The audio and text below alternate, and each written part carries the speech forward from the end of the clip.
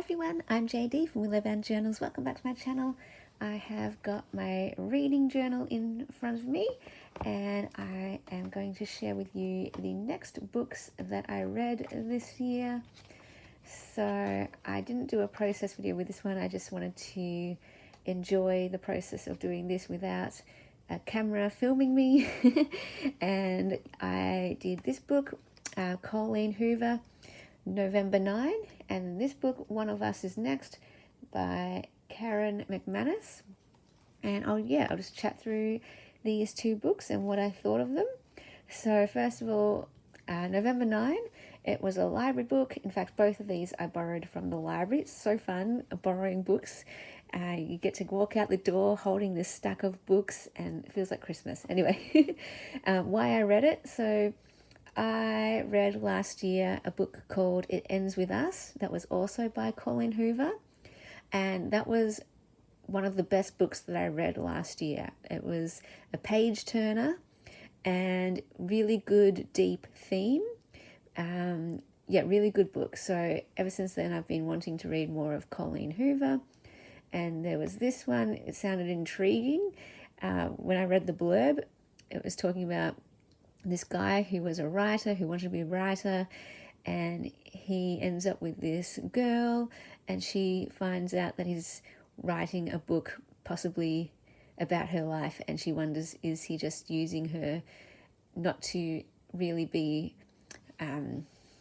to be boyfriend and girlfriend, but just so that he could have material to write a book. And so I thought that was intriguing. And in the end, that whole mystery part of it didn't come till right near the end of the book. And I was like, when are we going to get to that part? Because I completely forgot about that part. Because actually the whole book is about something completely different, which is wonderful. The structure of this book makes it a page turner. So the structure is, it took a while to get into actually. It was I had no idea what was happening at the beginning and it took a little while to get into. But once you get the setup, you want to keep finishing to find out what happens. So basically, girl meets boy, and they meet up every year. I think it's for 4 years on the same day, November 9. And just to see, because she's moving, so she moves cities, but they agree to meet up on the November 9 every year, and just to see how things go. And so each time the book makes you want to turn the pages, because you're like, okay, what happens this year? Now what happens the next year? What happens the next year? So it's quick moving and really engaging that way. So it definitely was a page turner. I read it, you can see 21st to the 23rd, very quick read. Love those types of books. And it was an engaging story as well. It was probably like a straight romance, you probably call it. And I'm not really into just pure romances. So it wasn't my favorite book. That's why I didn't get 4 stars. But it got 3 because if it's a page turner, page turners will generally get a 3-star review from me.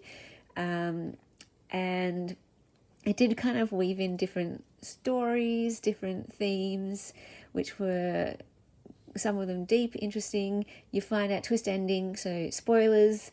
You find out at the end that he already knew about her. He had set her fire, and she was in the fire. He didn't mean for her to be in the fire. And ever since, he was racked with guilt for the rest of his life. And so he just wanted to see her, and then he ended up falling in love with her. And I really enjoyed the deep theme at the end about the strength that it requires to be able to move on from our past mistakes. So you can imagine he would have been feeling full of shame and guilt for what he did, and he might be like, oh, I could never deserve you, or I could never deserve a good life. But he had to overcome that and learn that he could have those things still. And I think that's a good lesson for all of us in life. I mean, none of us have probably done something that extreme, but we've all had moments where we've done something that we've regretted, done something that we feel terrible about. And sometimes we can let our mistakes stop us from moving forward. Sometimes we can let our mistakes define who we are, and they might make us feel like we're not worthy of love or worthy of good things in our lives, and we beat ourselves down. But I really enjoyed the fact that this guy did move on, and that he was able to, deal with his guilt, and they end up together. So you can imagine if he left that guilt there to build up, he would have pushed her away, he would have self-destructed, all that kind of stuff. So I like seeing that message that, yes, we can do terrible things as humans, and we can feel terrible and guilty and bad about it, but that doesn't make us bad people. We are still worthy people, we are still lovable people, and we still can do good and be good and have good things in our lives. And we're made for a relationship, and it doesn't disqualify us from close, deep, loving relationships and that kind of thing. So yeah, I ended up getting it quite deep. And so that's another reason why I gave it 3 stars. And then over here, One of Us is next. This is the type of book I call, just when you want to sit on the couch and relax at the end of the day and you don't want to think too hard. One of those kind of books. So 2 stars. It was readable. It also had a hook. It had a structure that got me page turning. Basically, in this school, there's a text message sent to play a game, Truth or Dare, and if your name comes up, you have to either reply Truth or Dare, or you don't have to do it at all. You can not reply. But yeah, people get popularity through this, through doing different dares. They always say take the dare, because the truth, if they don't, if they say truth, or if they don't play the game, if they don't give an option, then the person playing the game, the person hosting the game, doing the game, or whatever, they will reveal a truth anyway. And it's a truth that no one wants to know, basically. Like, it's that the person doesn't want anyone to know. It's a bad thing about them. Like, they cheated on an exam, or they cheated on their boyfriend or something, and the truth comes out, that kind of thing. Anyway, so it's kind of interesting. You get to know these different characters. Each chapter, I think you rotate between 3 different characters, so that keeps it engaging as well. And you're always wondering which person's next, and what's the dare going to be, and what's the truth that comes out, as well as who is the person running this game. So they're trying to find out who is running it. They're kind of malicious, they're cruel, we don't like the person running the game, so you're wanting to find out who they are so that they can stop this horrible game that's happening.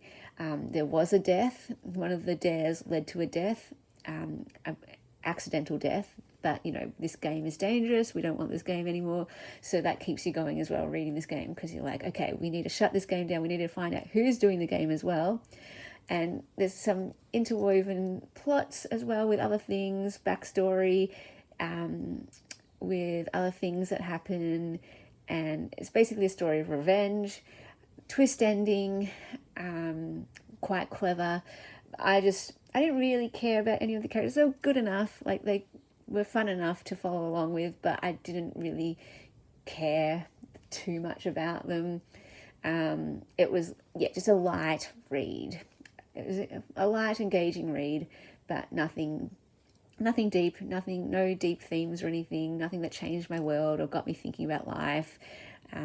Just kind of like a sitcom, watching a murder sitcom in a way. I just did a drawing of a phone, text messages type of thing. I don't know what I'll put there.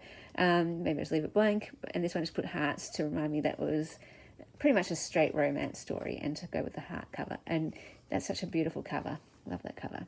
Anyway, so those are those 2 books. I hope you enjoyed my thoughts on them, and I'm so excited to share with you the next book that I read, because it's one of my 4-star reviews. Loved it so much, I would consider buying it. And it's a Junk Journal with Me episode for that one, so a process video. So I'll share that video later on my channel for these Booktube videos. Hope you're enjoying them, and I'll see you in the next video. Bye, guys. Thank you to my beautiful patrons who supported me in September. I could not do this without you, so thank you so much for allowing me to create and share videos for yet another month. If you'd like to become a patron in October, the link will be below in the description box. That's where you get access to behind the scenes looks, sneak peeks, first access to my journals. At the Ruby level, you get all printables from my Etsy shop. Emerald level, you get extra printables, and then there are some mail tiers as well.